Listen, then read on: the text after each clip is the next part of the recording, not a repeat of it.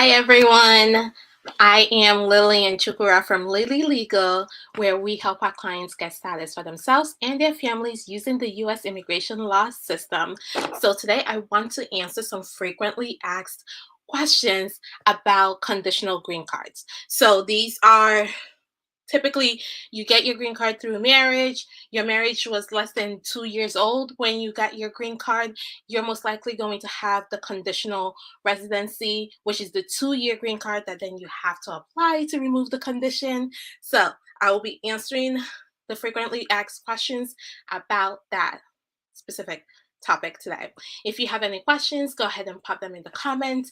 And if you would like to schedule a time to speak with me, you can do that by going to my website, lilylegal.com, or by calling my office at 508-443-1788. So let's jump right in because I have a lot of questions to get through. I'm sorry, it's really hot in here today, and the AC just decided not to work. So excuse me if I'm a little out of breath. Now, let's get started. So the first thing that people always want to know is what exactly is a conditional residency status, right? Why am I getting a 2-year card instead of a 10-year card? What's the difference between the conditional and the permanent? Let's get into that. So you get a conditional card if you got your permanent residency based on marriage to a U.S. citizen, and right, so not only did you get your green card based on marriage, but your marriage took place less than 2 years before you got your green card. That's what it is. So if your marriage is less than 2 years before your green card is approved, you are automatically going to get a conditional 2-year residency card. Okay. And during those 2 years, you have the same exact rights as a permanent resident, right? So you have the same exact rights. What does that actually mean? It means you can travel, you can file for family members, you can work, you can do everything a permanent resident can do. The only thing is you do have to file that removal of condition at the end of your 2 years or close to the end of your 2 years. Okay, so you have the same rights, the same responsibilities, the same rules apply to you that apply to permanent residents.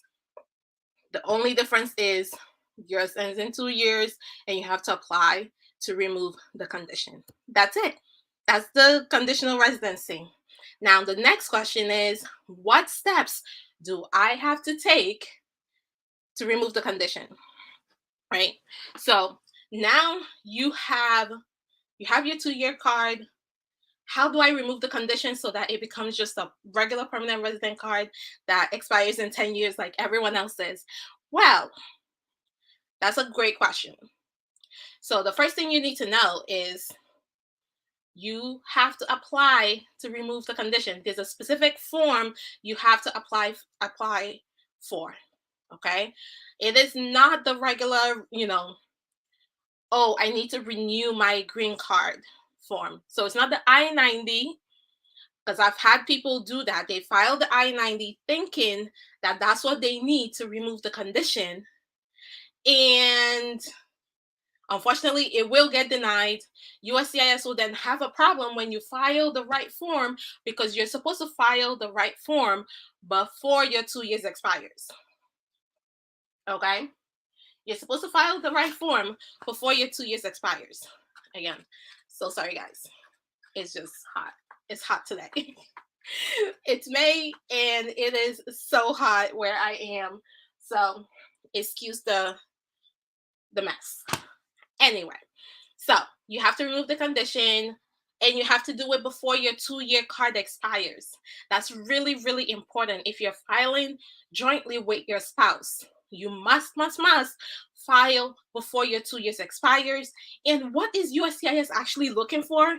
They just want to make sure that since they gave you your green card, that you have maintained your marriage. You have continued to build a life together.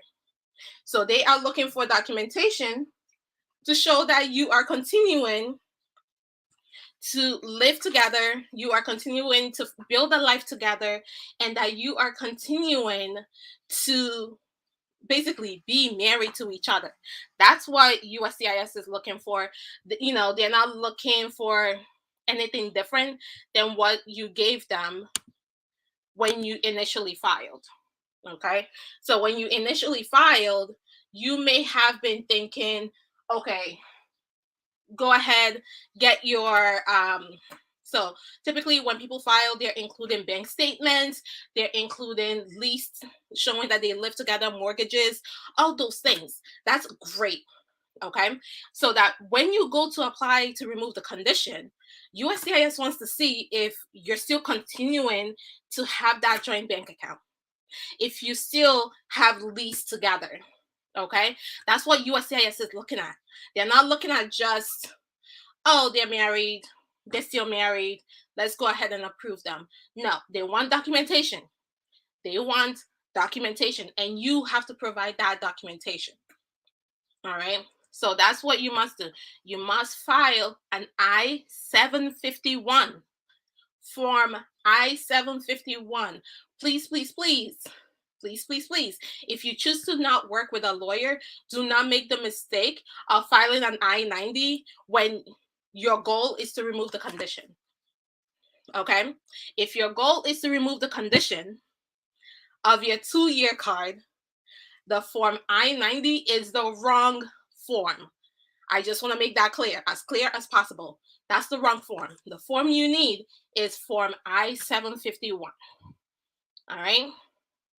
So, what if you fail to file it within the time period? What happens? So, like I said, you want to file it before the 2 years expires. You can file up to 90 days before the 2 years expires, but the rule said you must file it before the 2 years expires. So, what happens if you miss that deadline, right? What happens if you are, a month after your 2-year expires, now you want to file? What happens? Well, one, you already lost your status, right? You may be placed in removal proceedings. So it's really important that you pay attention to the dates, that you don't just forget about it. It's really, really important. If you have to put something in your calendar to remind you, go ahead and do that, because this is so important. Okay. So if you miss that, you can try to file it with USCIS even after the 2 years, but just know they can choose to just reject it, deny it, and put you in removal proceedings. But really, as long as you're still in your marriage and you are continuing to build a life together, you can bring it back up in court and be able to still get that 2 years. So to get the 10 years. So it's not the end of the world. It is not the end of the world if you miss the the deadline, but it is in your best interest to not miss the deadline. Okay, guys? It is in your best interest not to miss the deadline. Now, the next question is a question I get all the time. Like, a couple will get into a fight, and the US citizen or permanent resident spouse will basically say, you know what, I'm not filing jointly with you. I'm done. I don't want to file jointly with you. Or you're not able to file jointly because your spouse is either disappeared, or they passed away, or you're now divorced. Like, there's so many things that can happen in those 2 years. So there are exceptions. So if you are still married, you're expected to file jointly, unless, right? So there's an unless in there, right? If your marriage was entered into in good faith, right? You got married, you plan to live together, you plan to build a life together, but it just didn't work out, right? A year into the marriage, you two just decided this is not working out. You want to move on. You are done. You separate, but you don't get divorced. Can you still file? Well, there are waivers available. There's exceptions to most immigration rules. There are exceptions, but in order for you to know the exception, you need to know the rule, right? You start with the rule and then you look at the exceptions. So the first exception is if you enter the marriage in good faith, but during that time period, your spouse passes away, you can still file, but you do have to show one that your marriage was entered into in good faith, which means, showing that you two were building a life together, you two lived together before your spouse passed, and of course including the death certificate for your spouse, right? That's one exception. The second exception to filing jointly with your spouse is you two entered the marriage in good faith, but the marriage was um, the marriage ended in divorce. So if the marriage ended in divorce, you can still file. You can still file to remove the condition, but again, the basic requirement here is that you enter the marriage in good faith. You still have to show documentation that you entered the marriage in good faith. It just happens that you two were not compatible and you ended up getting a divorce, right? That's okay. Remember, that is okay. People get divorced all the time. US immigration understands that. But their main concern is, did you just marry this person to get a green card? And then now that you have it, you two got divorced like a month after you got your green card? That's what they're looking at. Okay. And if that's your situation, that is fine. But you still have to show that before you got your green card, that you two were in a marital relationship, you two were building a life together. It just ended in divorce.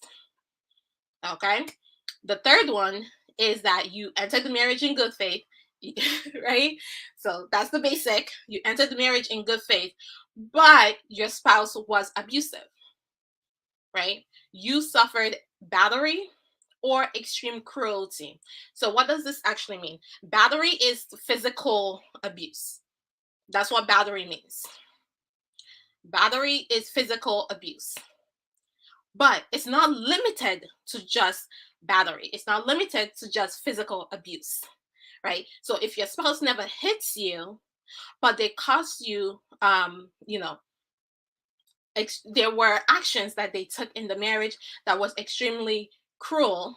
For example, psychological abuse, emotional abuse, financial abuse, all those types of abuse that I have talked about before in terms of the VAWA cases applies here as well. So it does not have to just be physical abuse that leads to you being able to use this waiver. Okay. You do have to document that abuse, right? You do have to, at a minimum, write a statement detailing the abuse that you suffered in the marriage. And then USCIS is going to determine if it rises to the level of extreme cruelty or battery, that they will still grant you the waiver, right? That they will still give you the 10 years, even though you and your spouse are not filing together.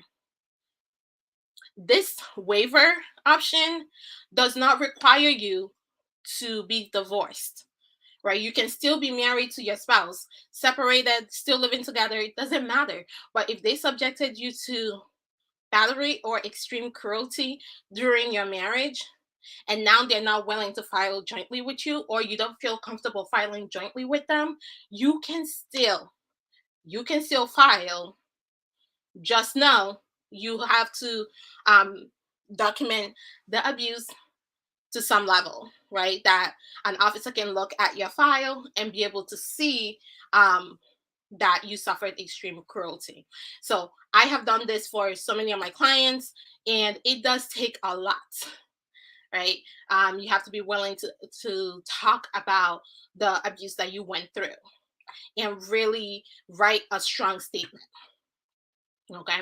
The the fourth way to waive filing jointly with your spouse is if terminating your status will cause you extreme hardship.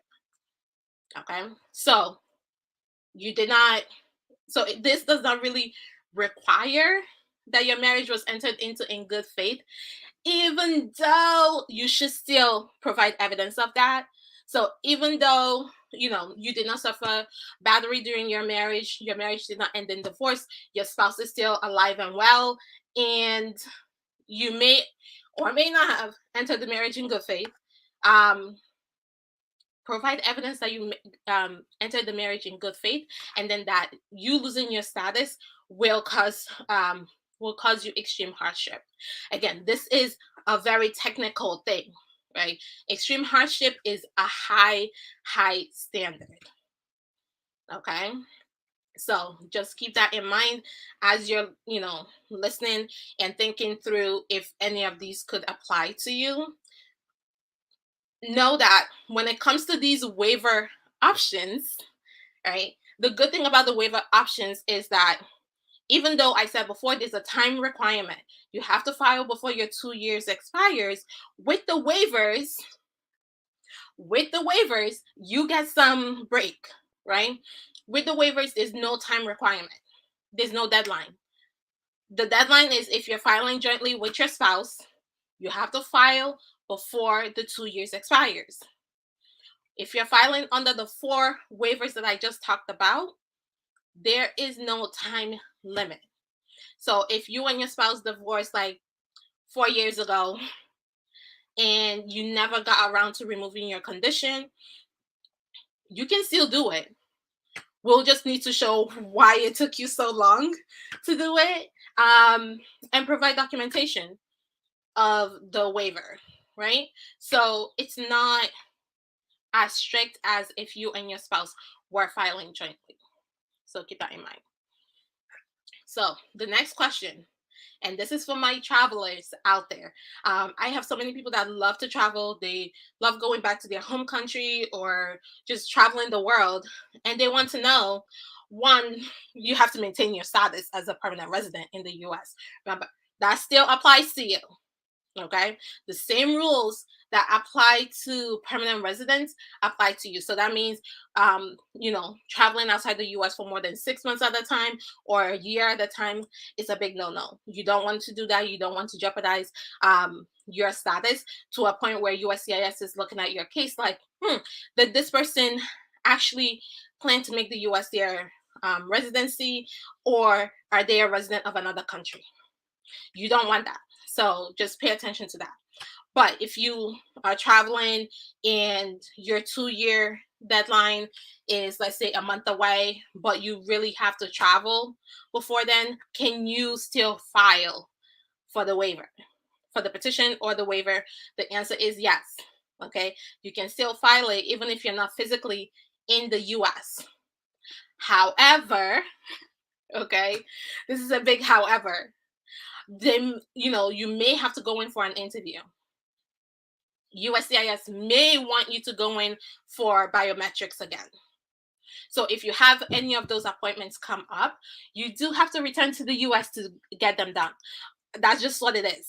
Okay, so you can be in another country sending your application, because right now we're able to do you can sign it, scan it, your lawyer can send it in for you, but your lawyer cannot do your biometrics for you, and your lawyer cannot do your interview for you. You have to be physically in the US to take care of those 2 things if it comes up. Remember, if it comes up. So the biometrics, they may choose to use the biometrics you already did. So if you already had biometrics on file, which you should, if you have your 2 year, USCIS may just choose to use that one and not have you come in again just to do your fingerprinting. So in that situation, you don't have to come back, right? They may choose to waive your interview. If they waive your interview and approve you without an interview, you don't have to come back, right? So, but you still have to keep an eye on how long you're staying outside of the US, because that will affect your ability, one, to apply for citizenship, and two, to maintain your residency. Okay. So this is another question I get. May I travel outside of the US while my application is pending and my card has expired. Okay. So your card has expired, your application is pending. Can you travel? The answer to that is yes. But, right? Yes, but there are certain things you need to keep in mind. Typically, USCIS will send you a receipt notice. It will be green, thick paper, green. You will need that to travel because that is your proof that you still have residency. So now they are extending those for 24 months. So basically 2 years. So you file your application, you get your receipt notice. It's good for 2 years. You can use it to show your residency. You can use it to travel, work, get a license, whatever it is that you need to show residency for. That receipt notice will take care of it.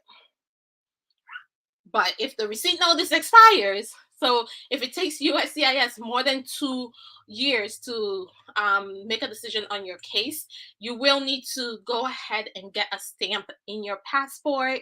Okay, you would need an info pass appointment. I have a whole video on just this. Okay, you'll need an info pass appointment to get that stamp in your passport. If your receipt notice is still valid, if you're still within that 24 months, they're not going to give you a stamp because you have proof of your status.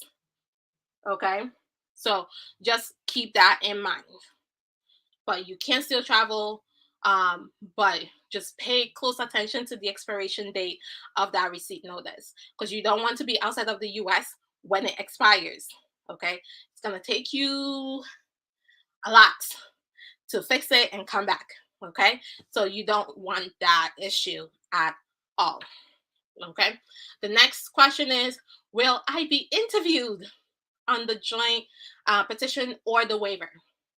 You may be, right?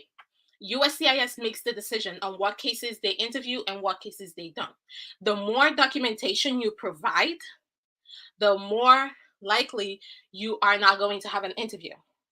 So they just put out a whole thing about waiving interviews for these types of cases where if you have enough documentation, you can show you have been building a life together, you have, maintained your accounts that you showed them in the first place, that you are continuing to, live together, build a life together. You've had children since the last time you went in for an interview. The officer may look at your case and decide to approve it without having you come in for an interview. That just means your record, your file shows enough proof of your relationship that the officer is just going to be able to approve it without you coming in for an interview. Now, if the officer calls you in for an interview, that does not mean that your case has an issue. It just means the officer may want to ask you some questions to just make their decision on your case. It is not a bad thing to get an interview. It is not, because there may be something in there that the officer is just curious about and wants to ask you about. It's okay. Go in and be ready to talk about your relationship and your life together. And as long as you've been maintaining a life together and you have been building your life together, the officer can see that from your interview and from your additional documents and be able to approve you. Okay. I just have 2 questions to go. If you have questions, go ahead and put them in the comments too. So the next question is, what if I fail to appear for my interview and my I-751 is denied? 1, do not fail to appear for your interview. Okay. I don't, that's one of the things you really don't want to miss. You don't want to miss the interview, because if you miss it without asking for it to be rescheduled ahead of time, the officer has all the rights to just terminate your status and put you in removal proceedings. That's how that would go. So the officer will terminate your rights, terminate your residency, and put you in removal proceedings, so immigration court. You don't want that. Okay, you really don't want that. They will send you a letter though. Okay, they will send you a letter letting you know that they have terminated your status and why. they have terminated your status. They have to give you specific reasons why, but they do have to give you reasons why. Okay? If you're placed in removal proceedings, you can ask the judge, like I said before, you can still ask the judge to review the I-751. So if all you did was just miss your interview, but you and your spouse have a life together, or you qualify for one of the waivers, then you can just go in front of the judge and ask for the judge to review the denial, and basically present it again.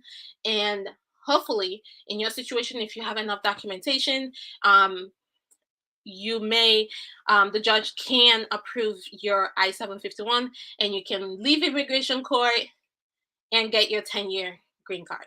Okay, so again, being denied is not the end of the world. You still get a chance to bring it up again in front of the judge. Okay, but you really don't want to miss your appointment. If you know ahead of time that you may miss your interview, there is a process to reschedule your interview. You can call the 800 number. You can go on the USCIS website, ask Emma, and request a reschedule. You can send a letter to the field office requesting a reschedule. Just every means possible to request for your interview to be rescheduled. Do it. Okay? Do not wait for the interview date to pass, and then they're not going to reschedule you automatically. They are not going to reschedule you automatically. You must request a reschedule, and you should be requesting a reschedule before your interview date. Okay, keep that in mind. Now, the last question here is, are children of conditional residents subject to the same rules? So if you are a conditional resident and your children also got status, are they subject to the same rules of having to file to remove the condition and all of that? Well, it depends, right? That's my favorite lawyer answer. If you ever get a lawyer that just gives you like a straight up yes or no on every single question, that's sus. Okay, so it depends. If the child got status based on the marriage, and the marriage took place less than 2 years before the child got the green card, the child will also need to file to remove the condition. Okay, so if the child got the status based on the marriage, the same marriage that you got your status through, that was less than 2 years, right? The child will be subject to the same rules. If the child got their status at the same time as you, or within 90 days of you, they can be included on your application. But if they got it like more than 90 days, they will have to file their own. Okay, so if the child meets the requirements that says they have to file this, but they've got their 2-year green card at the same time as you, or they got it about 90 days after you, you can just include them on your application. They don't have to file a separate application.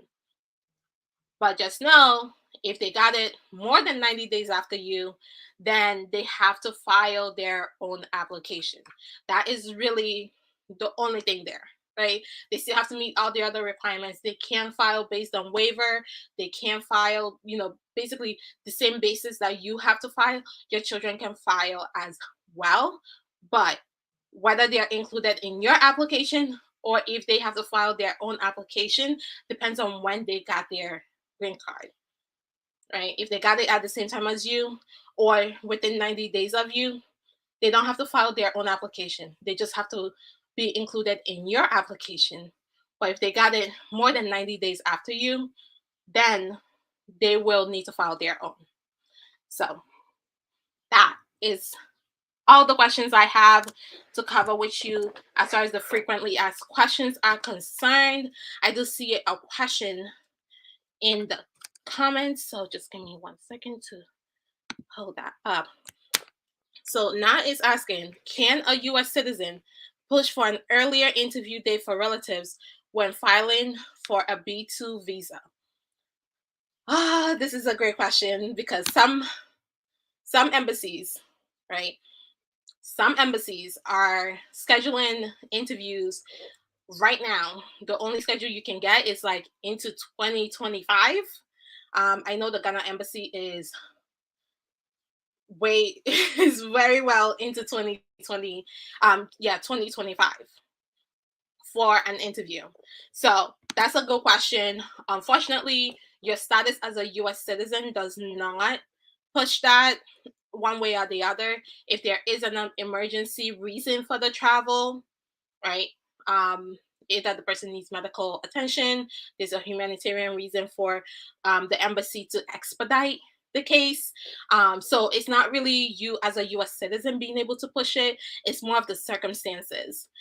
If there is a reason to expedite, if there is a reason to expedite and you meet the requirements for an expedite, then USCIS, um, the embassy may schedule you for an earlier interview, but you have to present your case, or whoever is filing for the B2 visa will have to present their case as to why they meet the requirements to expedite.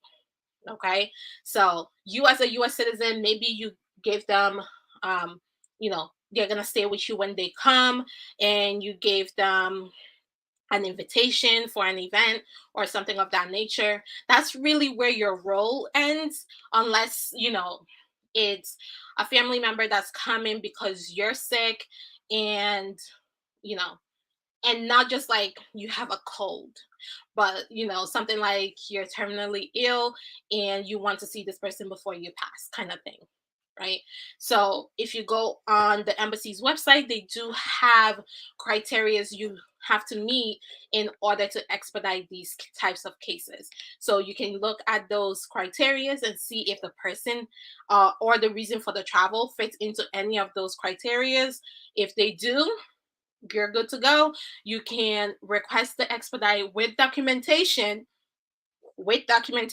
So not only do you request the expedite, you have to also present documentation and the reason why the case should be expedited ahead of everyone else that's waiting for an interview. And if your expedite request is granted, then the embassy will try to put you in sooner than whatever they have available. Like I said, specifically the Ghana embassy they are at 2025 right now.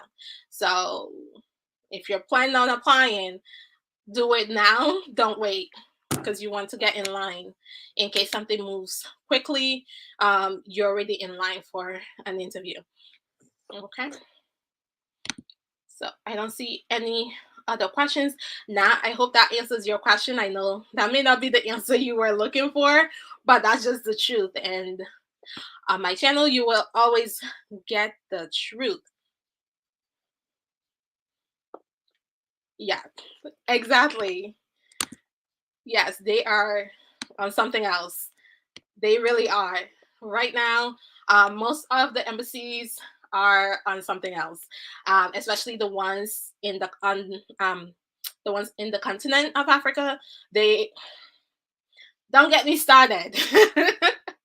We can have a whole talk on how most of the European countries, the embassies there have started scheduling regular interviews, while most of the ones in Africa have not, and are still way, way backed up.